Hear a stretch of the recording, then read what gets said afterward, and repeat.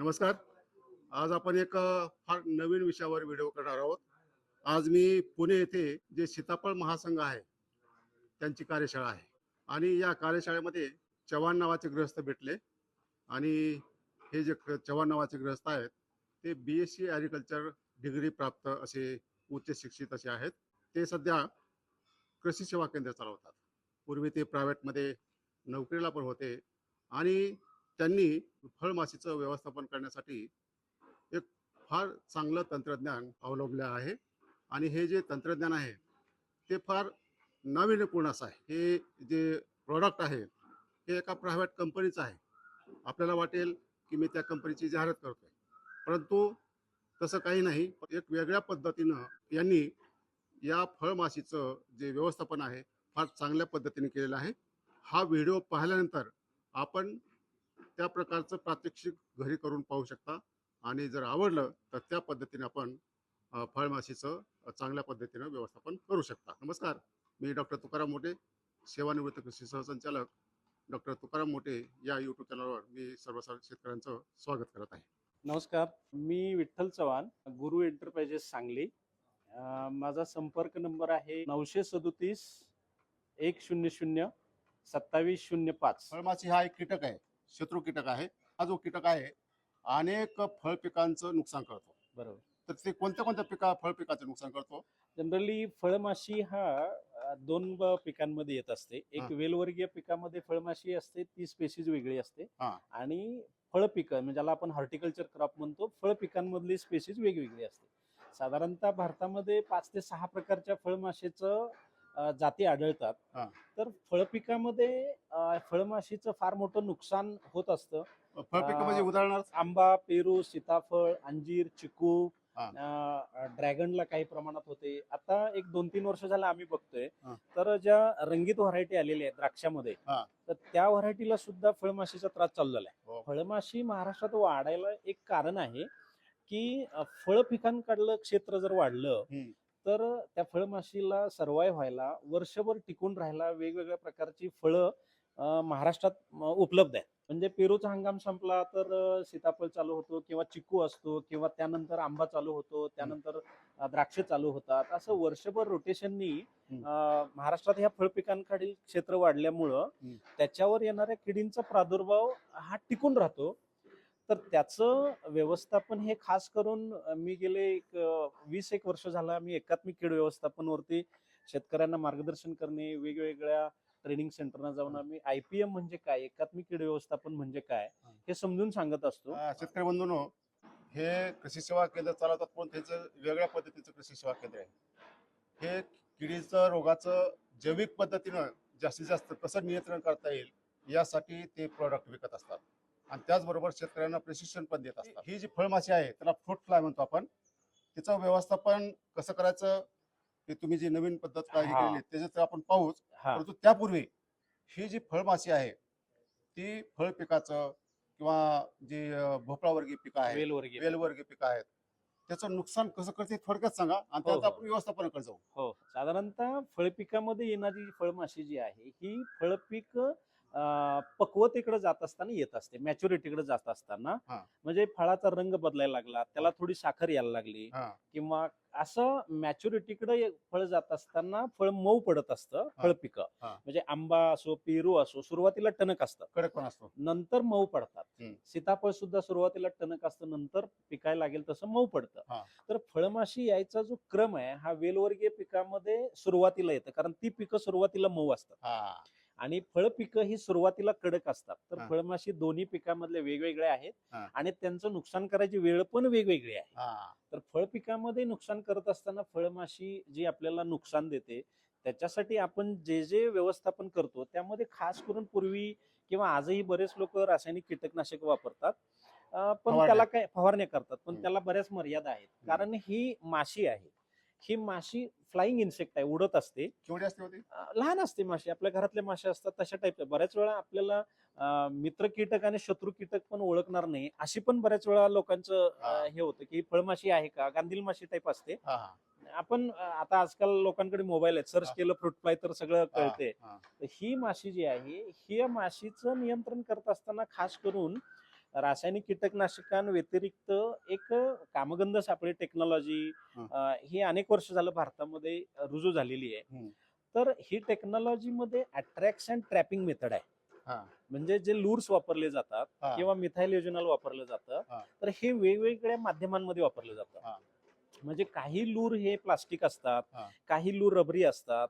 फळमाशीचे जे लूर असतात ते साधारणतः लाकडामध्ये असतात. लाकडाचा एवढा असा तुकडा असतो आणि त्याच्यामध्ये मिथाइल योजनाल वापरलं जातं. अनेक वेगवेगळी संयोग वापरली जातात. आता फळमाशी व्यवस्थापनासाठी जे सापळे वापरले जातात त्या सापळ्यांमध्ये अट्रॅक्ट अँड ट्रॅपिंग मेथड असते. म्हणजे फळमाशीचं खास करून नर पतंग तिकडे अट्रॅक्ट होणार आणि त्या सापळ्यात अडकून मरणार किंवा पाणी भरलेलं असतं ते पाण्यात अडकून मरणार.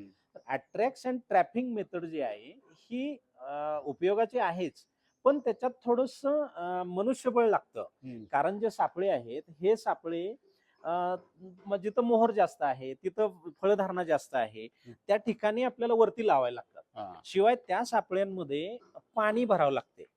म्हणजे कोकण कृषी विद्यापीठानं डेव्हलप केलेला सापळा असो किंवा काही खासगी कंपन्यांनी पूर्वी म्हणजे चांगला डेव्हलप केलेला ओरिजिनल काही मॉडेल असो, तर ह्या दोन्ही सापळ्यांमध्ये पाणी भरावं लागतं. म्हणजे आत आलेल्या ज्या माश्या आहेत त्या अडकून मरतात, पाण्यात पडून मरतात.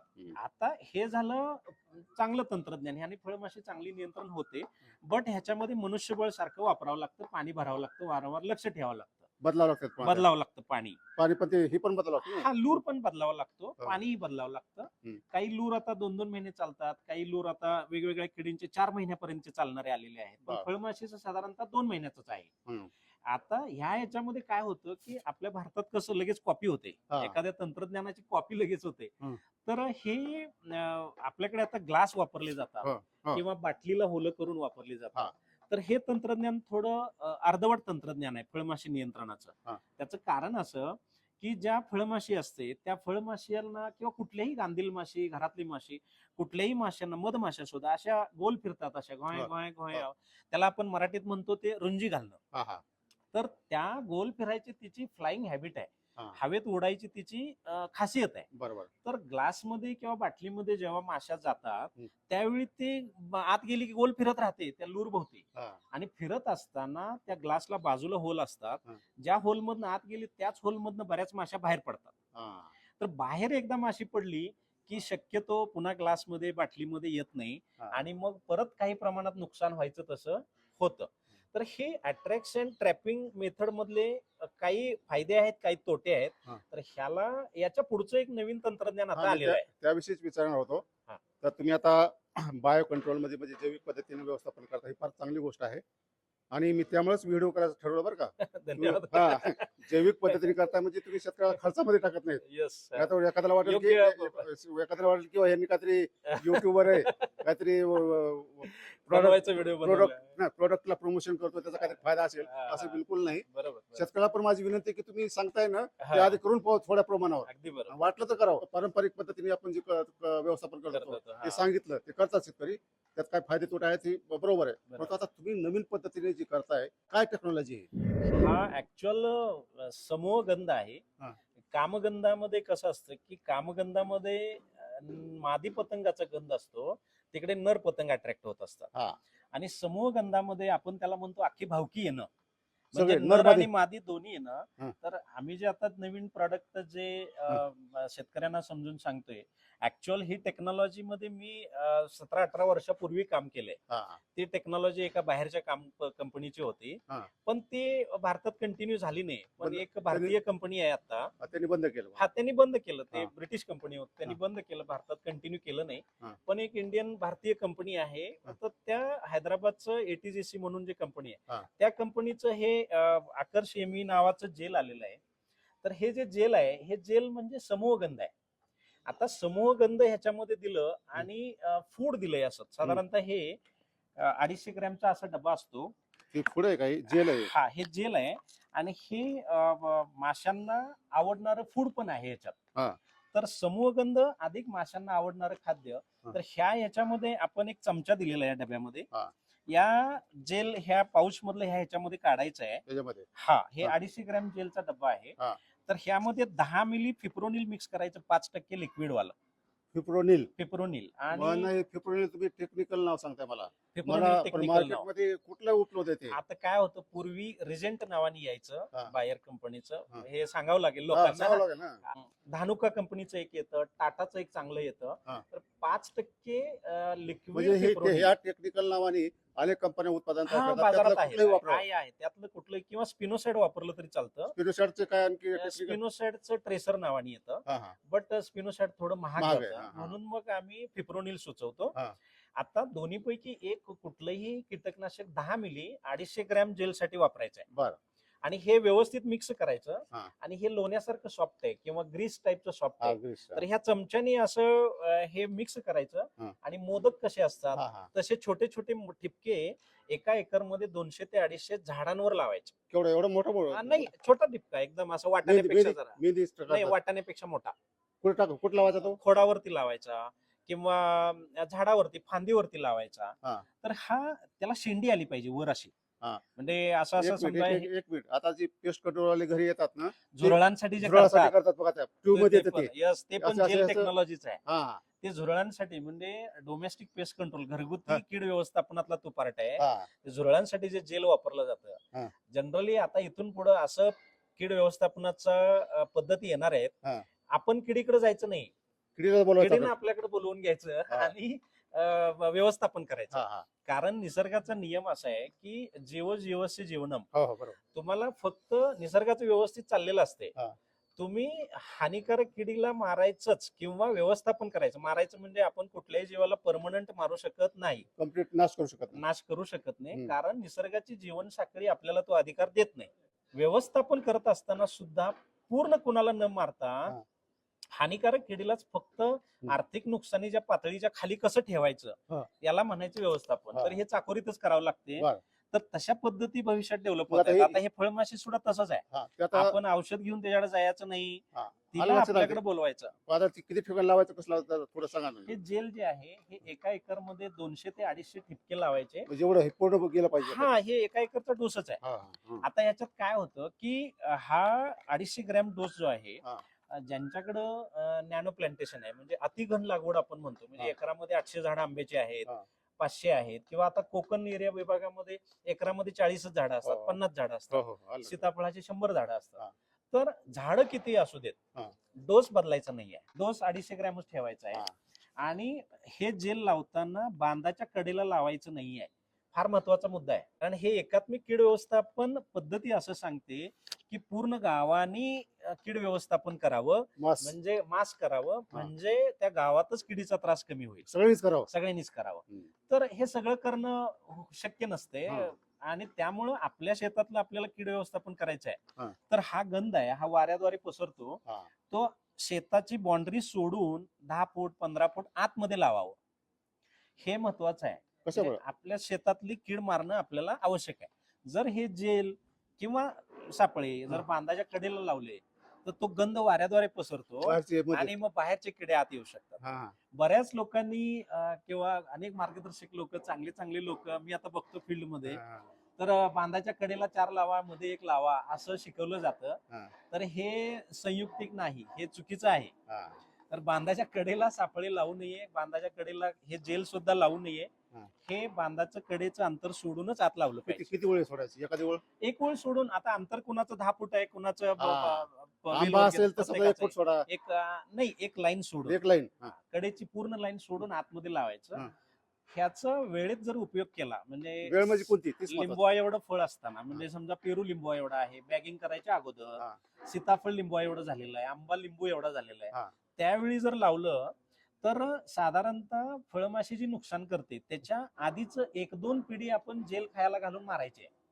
म्हणजे 90 ते 95% फळमाशी होतच नाही, म्हणजे एवढं खात्री म्हणजे आहे. आकर्षित करते त्याला. हा, ह्याच्याकडे नर मादी दोन्ही फळमाशीचं येणार पतंग हे हा. जेल खाणार आणि मरून जाणार. हे ट्रॅपच आहे म्हणजे. हा, हे अट्रॅक्शन किलिंग आहे. हा, ट्रॅफिक हा, आकर्षित करायचं आकर्षित करायचं, खायला घालायचं, आणि मारायचं. म्हणजे त्यांना जेवायला बोलवायचं आहे हा. पंक्तीला. हा. किती दिवस व्यवस्थापन हे होतं? एकदा लावलं तर 35 ते 40 दिवस काम करतं. हा. 40 दिवसांनी रिपीट लावायचं आहे. हम्म. फळ पिकामध्ये साधारणतः 2 ते 3 वेळ लावणं अत्यंत आवश्यक आहे. बऱ्याच वेळा काय होतं, लोक युट्यूबवर बघतात, फेसबुक, सोशल मीडिया इकडे बघतात आणि मग लावतात एकदा, बट ते अर्धवट बघितल्यानं शेवटच्या टप्प्यात जर फळ पिकात नुकसान करते फळमाशी, तर शेवटच्या टप्प्यापर्यंत जेल शेतात असणं आवश्यक आहे. म्हणजे 40 दिवसांनी हे लावायला पाहिजे. आम्ही गेल्या वर्षी सीताफळामध्ये म्हणजे एक 5-6 जिल्ह्यांमध्ये काम केलं मुख्य. तर सीताफळामध्ये फार महत्वाची आहे फळमाशीचं, खूप नुकसान करते. तर त्याचं आम्ही काही जिल्ह्यांमध्ये असे शेतकरी तयार केले, फॉलोअप घेतला किंवा त्यांची निरीक्षणं घेतली, तर त्यांच्या सीताफळात फळमाशी झालीच नाही. म्हणजे माझ्याकडे असे 10-15 लोकांचे, 20 लोकांचे नावं नंबर आहेत. तर ते मी तुम्हाला देऊ शकतो की त्यांनी सीताफळामधल्या फळमाशीचं चांगलं उत्पादन घेतलं, फळमाशी मुक्त फळं घेतलेली आहेत. शेवटच्या टप्प्यापर्यंत हे आम्ही निरीक्षण नोंदवले. नमस्कार, मी मंदार मनोहर कार्लेकर, मुक्काम पोस्ट वानिवडे, तालुका देवगड, जिल्हा सिंधुदुर्ग. मी एक आंब्याचा व्यापारी बागायतदार आहे. गेली 2 वर्ष हे ATEC कंपनी हैदराबादचं आकर्षमी नावाचं जे प्रोडक्ट आहे ते मी माझ्या बागेमध्ये फळमाशीसाठी वापरतोय आणि मला जवळपास 100% त्याचा रिझल्ट मिळाला आहे. 2 वर्षापूर्वी जे झालेलं नुकसान होतं ते या मागच्या 2 वर्षामध्ये बिलकुल झालेलं नाही आणि मी खरोखरच सॅटिस्फाय आहे. माझं नाव शैलेश बाळकृष्ण बोंडाळे, कुणकेश्वरला राहतो मी, देवगड तालुका, सिंधुदुर्ग जिल्हा. आकर्षमी हे प्रॉडक्ट मी सलग 2 वर्ष वापरतो आहे आणि फळमाशीला 98% पर्यंत ह्याचे रिझल्ट चांगले मिळतात असं माझं म्हणणं आहे. एका झाडाला 25 रुपये खर्च येतो. जर 2 किंवा 3 वेळा वापरलं तर 50 ते 75 रुपये एवढाच खर्च ह्याच्यामध्ये येईल. याचा वापर केल्यामुळं तुमची फळमाशीचं नियंत्रण झालं हे कसं समजायचं? आम्हाला त्या ट्रॅपमध्ये मिळायला दिसतात, त्याच्यामध्ये कसं दिसणार? विजिबिलिटी हा टेक्नॉलॉजीतला फरक आहे. बरं झालं तुम्ही विचारलं ते. त्याचं कारण असं, याला एक पद्धत आहे. आता समजा हे जेल आपण एका एकर मध्ये 250 ठिपके लावले, तर जेल काम करतंय का न करतंय हे कसं कळेल? तर जेल लावलेल्या एरियामध्ये एक सापळा लावायचा, कामगंध सापळा एक लावायचा, तो हंडीवाला सापळा लावायचा, म्हणजे ग्लास बाटली बिलकुल वापरायचं नाही. तर एका एकर मध्ये एक सापळा लावला की जेल लावल्यानंतर पहिल्या आठवड्यात त्या सापळ्यात किती मासे आल्या, दुसऱ्या आठवड्यात किती मासे आल्या, ह्याचं काउंटिंग करायचं. म्हणजे जेल लावल्यानंतर पहिल्या आठवड्यात समजा त्या सापळ्यामध्ये एक 8 मासे आल्या किंवा 10 मासे आल्या, तर पुढच्या आठवड्यात त्या माशांचं प्रमाण कमी झालं पाहिजे. म्हणजे जेल खाऊन माशा मारायला लागल्यात हे सिद्ध होतं. ही एक पहिली तपासणी आहे. आणि दुसऱ्या तपासणी फायनल, म्हणजे जेव्हा माल आपण काढतो, तर आता बऱ्याच लोकांचं कसं सेटिंग एका वेळेस नसते, कुठल्याही पिकामध्ये मागं पुढं फळधारणा होत असते. तर प्रत्येक काढणीमधली 10 फळं काढून ठेवायची घरामध्ये आणि त्या 10 फळांमधल्या किती फळांना फळमाशीचा त्रास झालाय हे मोजायचं. हे 2 प्रकारे आपण ह्या जेलनी काम केले की नाही हे आपण. आता तुम्ही आज सांगलीचे, आता 2 मुद्दे आहेत माझ्या डोक्यामध्ये. तर ह्याचा साधारणतः खर्च किती येतो एकरी, पहिला मुद्दा, आणि दुसरा मुद्दा ह्याची अवेलेबिलिटी कशी आहे? अवेलेबिलिटी आता किमतीचा विचार केला तर हा एक डब्बा 1500 रुपयाला आहे आणि हे फिप्रोनिल आपण त्याचं लूज करतो. 1 लिटर पॅकिंग असतं, त्याचं छोटं पॅक नसल्यामुळे आपण लूज करून देतो. तर हे 1500 आणि हे 130, असं 1630 रुपये किंमत आहे एका वेळचं. हे 5 वेळा लावायला उपयोगी पडतं 50 मिली असल्यामुळं. हे फिप्रोनिल आहे. तर साधारणतः 3 वेळा जर आपण जेल लावलं फळ पिकामध्ये तर 4630 रुपये हे शेतकऱ्याला आम्ही स्पीड पोस्टाने घरी पोच देतोय. म्हणजे त्याचं एक्स्ट्रा कुरिअर चार्जेस पैसे काही घेत नाही आणि ऑल महाराष्ट्रात सगळीकडे घरपोच देतोय आम्ही लोकांना. आमचे काही डीलर नेटवर्क पण आम्ही उभं केलंय, करायला लागलोय. पण तरी पण जिथं अवेलेबल नाही होत, जिथं शेतकऱ्यांना अर्जंट पाहिजे, त्या माणसाकडे उपलब्ध नाही, तर आम्ही स्पीड पोस्टाशी आमचं कॉन्ट्रॅक्ट आहे. तर आम्ही स्पीड पोस्टाने लोकांना घरी पोच देतोय मटेरियल. आणि हे चांगलं तंत्रज्ञान आहे, पर्यावरणपूरक आहे आणि हेडॅक फ्री आहे. हेडॅक फ्री म्हणजे कसं आहे, हे पावसाने धुवून जात नाही, उन्हाने वितळत नाही आहे. शिवाय आजकाल शेतातले सर मजूर कमी झाले, मग पाणी भरायला जावा, वेळेत तिकडे गेलं नाही, मग परत नुकसान झालं. तो हेडॅक ह्याच्यामध्ये नाही आहे. म्हणजे तुम्ही फळमाशीसाठी नुकसान करणारी जी जास्त पिकं आहेत त्या पिकांमध्ये तुम्ही फळमाशी नियंत्रणाचं काम ह्या जेलवर सोपवायचं आणि बाकी कामं निवांत करायची. हे पर्यावरणपूरक आहे मला कळालं. ते कॉमन शेतकरी म्हणून माझा आणखी एक प्रश्न आहे की आपण ते फेरोमोन ट्रॅप्स लावले पिवळे, तर त्यापेक्षा थोडं जरा महाग वाटत नाही काही? पण कसं आहे, प्रत्येक टेक्नॉलॉजीचे काही फायदे काही तोटे हे असतातच. पण जसं भविष्यात आपण पुढे जाऊ तसं हे शेतातलं मनुष्यबळ कमी होत असेल तर आपल्याला नवीन तंत्रज्ञान पर्यावरणपूरक हे स्वीकारायला पाहिजे. आणि कॉस्ट वाईज जर म्हटलं तर समजा एका एकरमध्ये हंडीवाले 10 सापळे लावले आणि त्याचे 10 लूर लावले, तर त्याची किंमत आणि याची किंमत, तो एकदा सापळा घेतला की साधारणतः 2 पिकाला वापरता येतो, पण लूर बदलावा लागतो आणि त्याशिवाय पाणी भरावं लागते. म्हणजे माणसाचं काम आहे, ते काम ह्याच्यात नाही आहे. एका एकरला सर सीताफळासारख्या पिकाचा विचार केला तर सीताफळामध्ये काही व्हरायटी अशा आहेत, जाती आहेत, त्यांच्या फळमाशीचं फार मोठं नुकसान होतं.